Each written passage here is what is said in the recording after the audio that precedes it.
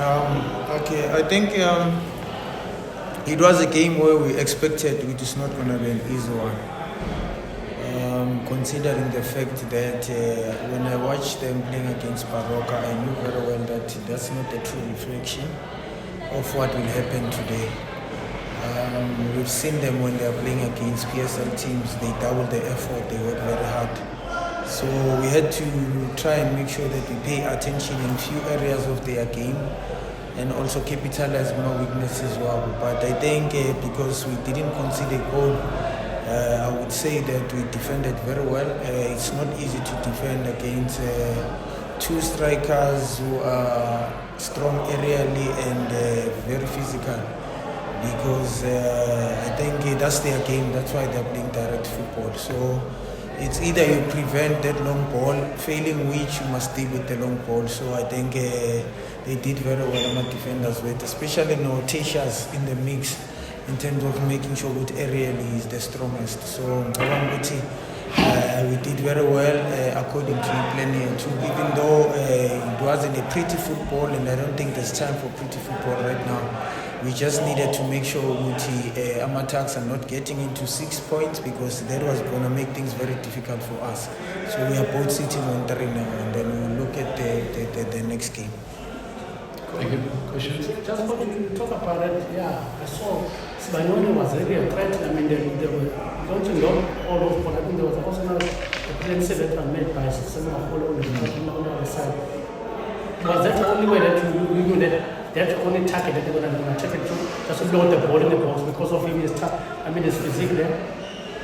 Yeah, I think it's their game, and Uspanion and also they were our targets. We knew when we watch the video session, we were looking at their strong points, and one of a player who is key into their setup is the goalkeeper, because he's got the technique of finding the two strikers. But obviously we didn't want to give them the space, because when one is dropping to flick for another one, so they can't score from there. But we wanted with a more central pairing where two defenders are positionally disciplined and not give them the space that they wanted. So we made things very difficult for them as well, because it was either they do that or nothing at all. So from the first whistle they've been doing that, trying that with the hope of it will work for them, but it was just not meant to be.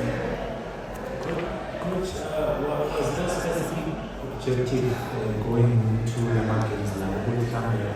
This is like a number of points you want to accumulate in order to try and raise ourselves in the top place, which is No, we just want to win all our games. It's only 4 games, so one is done now, so there's 3 left. So we just want to win our 4 games.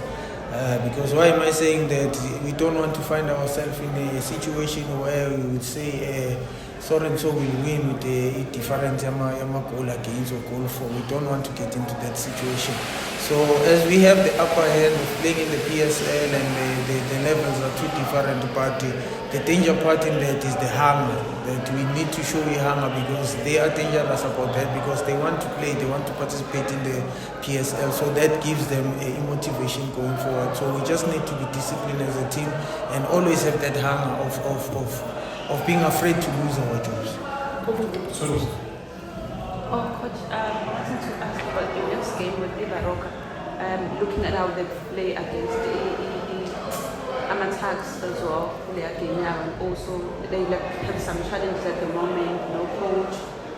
Would you take that as the advantage of the team going there again? You could have win and really be frustrated already now. So focus again now.